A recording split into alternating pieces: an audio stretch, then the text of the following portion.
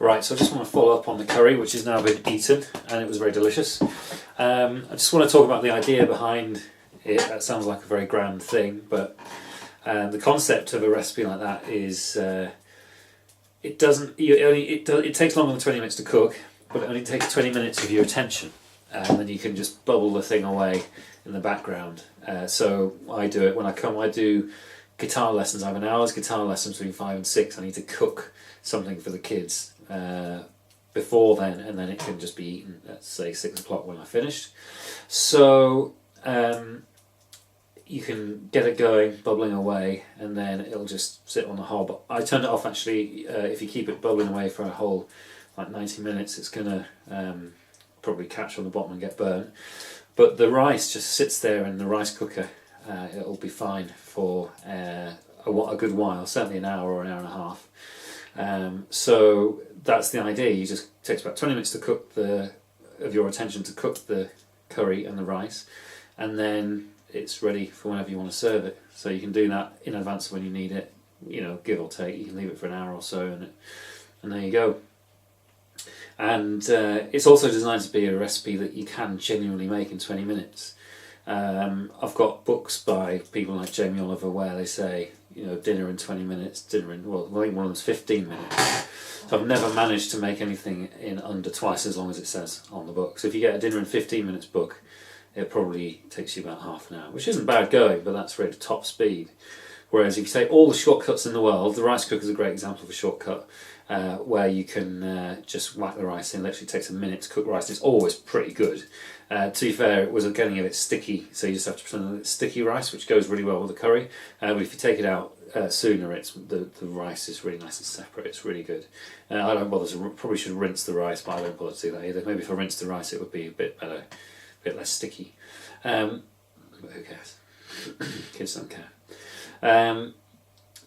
So it generally takes 20 minutes. You can see you have to work kind of fast, but if you've only got 20 minutes, you have to work fast anyway. So that's that. So you just end up chucking in a load of good stuff. So obviously I put some meat in.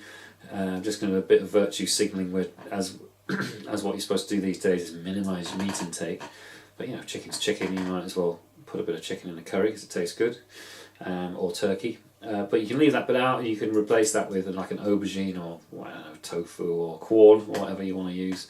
If you want to change it into vegetarian, just change the chicken for something else. But the thing works really well because there's loads of other veg in there as well. So there's pepper and cabbage, and I use some frozen beans and stuff. And the frozen stuff is really, really good for this kind of thing because you just chuck it in frozen, and it's just heats through, and it's totally nice and hot by the time you come to eat it. So you don't have to worry about stuff going off in the fridge. It's just always there.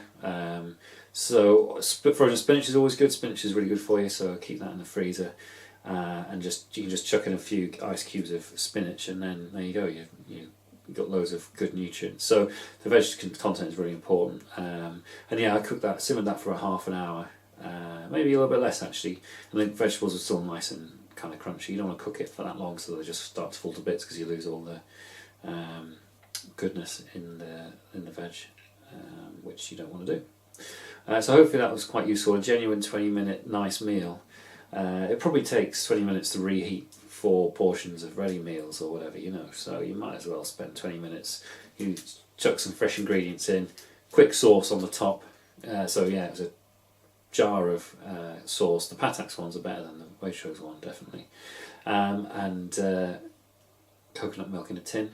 So you can do this kind of idea for all sorts of stuff. I also do like a ratatouille, which is dead straightforward. Just chop up loads of veg, fry it up as much as you can do, and then put the tomato sauce in and some garlic and that, and just simmer that for a little while.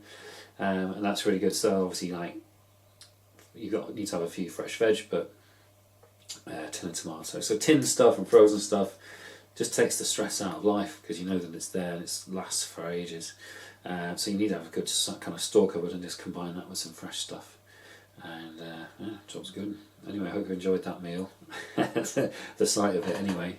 And I'll be back with another one soon. I'll put the recipe in the notes so it'll just say chuck a handful of this in, chuck that in, and cook it until it's ready. So anyway, I don't think Jamie Oliver's got much of a competition at the minute from me, but you never know. Alright, cheers.